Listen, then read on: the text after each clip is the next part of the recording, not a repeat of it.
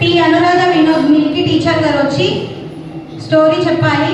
ప్రార్థన చేయొద్దు, టైం లేదు కనుక స్టోరీ చెప్పవలసిందిగా కోరుచున్నాను. అందరికీ ప్రైజ్ లార్డ్. నేను ఈరోజు అనురాధ టీచర్ లాగా యాక్ట్ చేస్తున్నాను. ముందుగా అందరికీ happy teachers day. Happy teachers day. పిల్లలు మీకు ఎవరికైనా నోవాహు గురించి తెలుసా? నోవాహు ఏం చేస్తాడు? ఓడ ఎందుకు తయారు చేస్తాడు? సరే, మరి ఈరోజు నోవాహు గురించి చెప్పుకుందాం. అయితే దేవుడు మనుషులందరినీ సృజించిన తర్వాత వారంతా పాపం చేసేవారు. వారంతా భూమి అంతా విస్తరించిన తర్వాత దేవుడు ఒక రోజు భూమి వైపు చూసినప్పుడు భూమి అంతా పాపంతోనే నిండి ఉంటుంది. అంటే మనుషులంతా, భూమి మీద ఉన్న మనుషులంతా పాపం చేస్తూనే ఉంటారు. అప్పుడు దేవుడు ఈ నరులను ఎందుకు సృజించానా అని తన మనసులో నొచ్చుకుంటాడు, బాధపడతాడు. ఎవరు బాధపడతారు? ఎవరు బాధపడతారు? పిల్లలు. ఎందుకు? మనుషులంతా పాపం చేసినందుకు దేవుడు మనసులో నొచ్చుకుంటాడు. అయితే దేవుడు మనుషులందరూ పాపం చేస్తున్నారు కాబట్టి మనుషులందరినీ ఒక పెద్ద ప్రళయంతోనే తుడిచివేద్దాం అనుకుంటాడు. కానీ దేవుడు భూమి వైపు చూసినప్పుడు ఒక మనుషుడు మాత్రమే నీతిపరుడుగా కనిపిస్తాడు. ఎవరైనా ఆ మనుషుల పేరు చెప్పగలుగుతారా? రైట్. నోవాహు మాత్రమే నీతిపరుడుగా కనిపిస్తాడు. ఆ తరములో నోవాహు మాత్రమే నిందరహితుడై, అంటే ఏ నిందలు లేకుండా దేవునితో నడిచిన వాడై ఉన్నాడు. అయితే నోవాహును కాపాడదామని దేవుడు ఒక రోజు నోవాహుతో ఇలా అంటాడు, నోవాహా, నేను ఈ భూమి అంతటినీ పెద్ద ప్రళయంతోనే తుడిచివేద్దాం అనుకుంటున్నా, కానీ నీవు మాత్రం నీ కుటుంబంని కాపాడుకుంటుండగా ఒక చితిసారపు మ్రానుతో నీకు చెప్పిన విధముగా ఓడలు తయారు చేయమని చెప్తాడు. నోవాహు సరే దేవా అని దేవుని యందు భయభక్తులు కలిగి ఓడలను తయారు చేస్తాడు. ఓడ చేయవలసిన విధమని దాని లెంత్, బ్రెత్ అండ్ హైట్ దేవుడు చెప్తాడు. 300 మూరలు పొడుగు, 20 మూరలు వెడల్పు, 30 మూరలు ఎత్తు, ఈ విధముగా నీకు ఓడలు తయారు చేయాలి అని చెప్తాడు. మళ్ళీ లాస్ట్కి నీకు లెంత్, బ్రెత్, హైట్ అడుగుతా పిల్లలు. 300 మూరలు పొడవు, 20 మూరలు వెడల్పు, 30 మూరలు ఎత్తు గలదై ఉండవలసిందిగా చేయాలని దేవుడు చెప్తాడు. అలాగే అది 3 ఫ్లోర్స్గా, 1వ అంతస్తు, 2వ అంతస్తు, 3వ అంతస్తుగా చేయాలి. అట్లయితేనే అందరి జంతువులు సరిపోతారని దేవుడు నోవాహుకు చెప్తాడు. సరే దేవా అని నోవాహు ప్రారంభిస్తారు. చితిసారకపు మ్రాను, ఈ మ్రాను పేరు గుర్తుపెట్టుకోండి. చితిసారకపు మ్రానుతో తయారు చేయమని చెప్తాడు.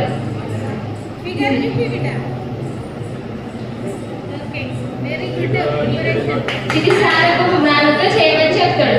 సరే దేవా అని నోవాహు స్టార్ట్ చేస్తాడు. అయితే నోవాహు స్టార్ట్ చేసినప్పుడు అతనికి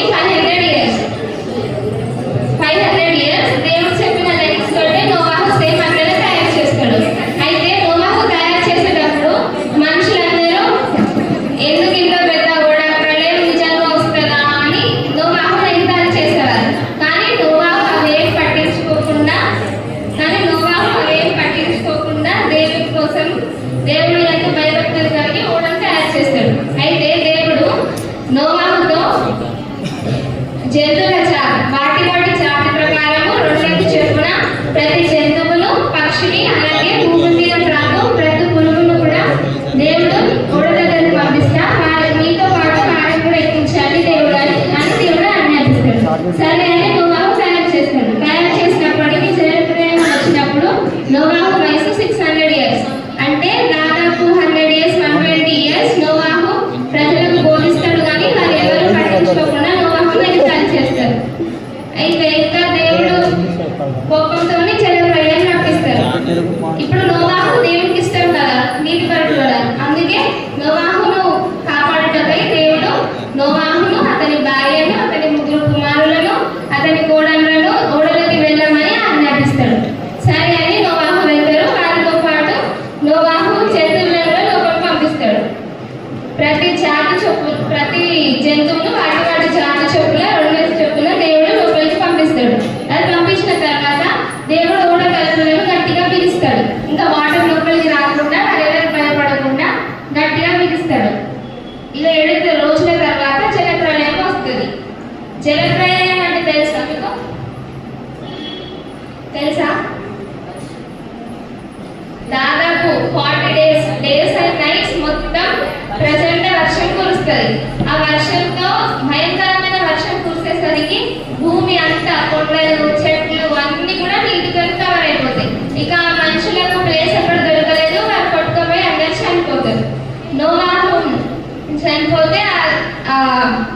భూమి మీద ఉన్న నీరు దాదాపు 150 డేస్ అట్లనే భూమి మీద ఆగుంటాయి. చాలా వర్షం పడ్డది కదా, 40 రాత్రులు 40 పగలు, అంటే ఇప్పుడు ఒక్కరోజు వర్షం పడితేనే మొత్తం ఫ్లడ్స్ వస్తున్నాయి.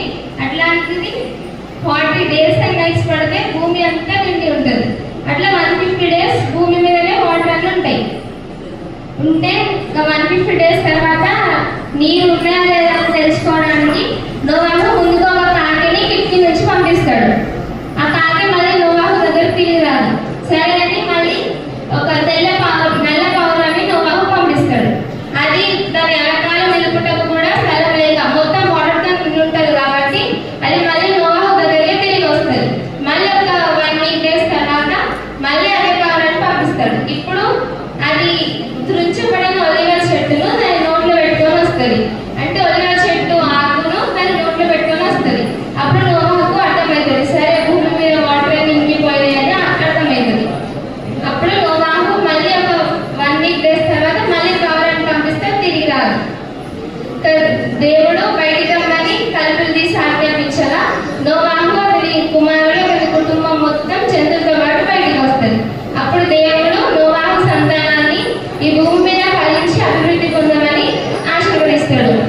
దేవుడు తన కుటుంబాన్ని కాపాడినందుకు నోవాహు కృతజ్ఞతగా ఒక బలిపీఠం కట్టి ఇప్పుడున్న జంతువులలో శ్రేష్టమైన వాటిని పవిత్రమైన వాటిని కొన్నిటికి బలిగా అర్పిస్తాడు.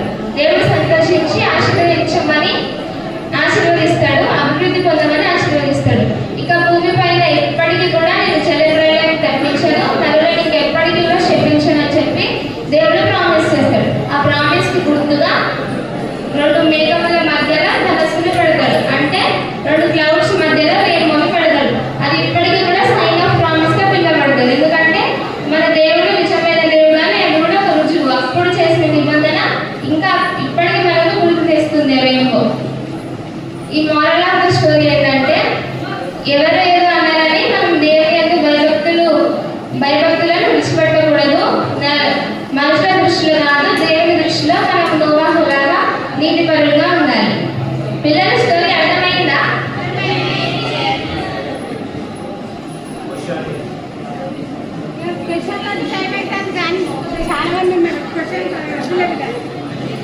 ఏం రావతో తయారు చేస్తారు కూడా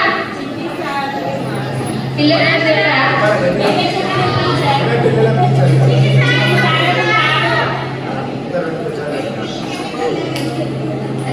వర్షం ఎన్ని రోజులు ఏర్పడుతుంది?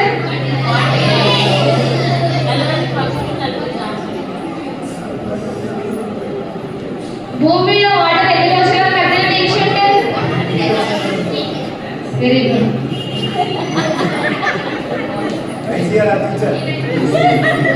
ఈరోజు కట్టెల వాక్యం హెబ్రీ 11:1. పిల్లలందరూ బైబిల్ ఓపెన్ చేయాలి. నాతో పాటు వినిపించేయండి. విశ్వాసమున్నది నిరీక్షింపబడు వాటి యొక్క నిజ